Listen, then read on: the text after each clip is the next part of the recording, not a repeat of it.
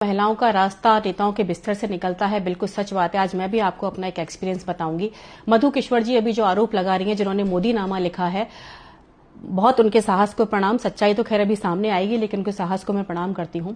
2009-10 में मेरा स्कूल और कॉलेज चलाया करती थी, तो वहां कभी कोई प्रोग्राम होता था लेक्चर देने के लिए, मुझे एज ए वक्ता बुलाया जाता था।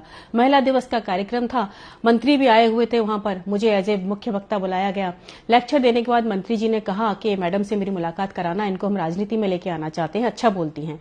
उन्होंने कहा मैडम राजनीति में आप आओगे? मैंने कहा मेरी कोई दिलचस्पी नहीं है राजनीति में आने की। उन्होंने कहा अच्छे लोग नहीं आएंगे तो कैसे बात बनेगी? आखिरकार मैंने पार्टी ज्वाइन कर ली और 1 साल मैंने पार्टी में काम किया। कोई भी पार्टी दूध की धुली नहीं है, आपको बता दूं, हर पार्टी का यही हाल है। लेकिन जितनी बड़ी धर्माधिकारी उतनी बड़ी व्यभिचारी, ये बिल्कुल सत्य बात है। 1 साल पार्टी में रहकर मैंने जो देखा पार्टी का हाल, महिलाओं की जो स्थिति देखी और देखा कि महिलाएं किस तरीके के कंप्रोमाइज करने को तैयार हैं।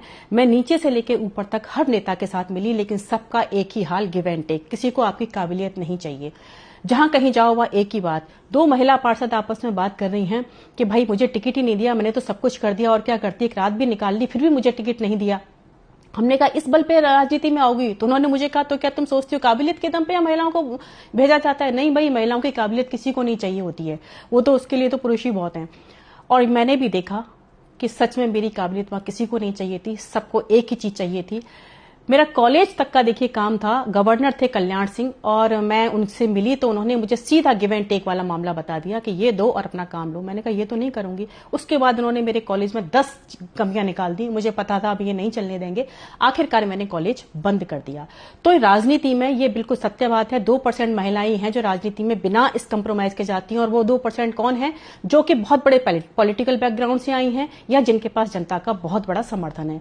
अदरवाइज मैंने देख लिया हर महिला जो है कोई ना कोई कंप्रोमाइज करके वहां तक पहुंची हुई है। ऐसे कंप्रोमाइज आप क्यों करते हो? मैं तो आपसे 4 चीजें कहूंगी।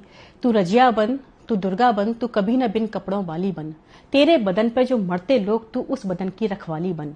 तू हर घर की इज्जत, तू हर घर की आन है, तू नहीं अय्याश मर्दों की शान है।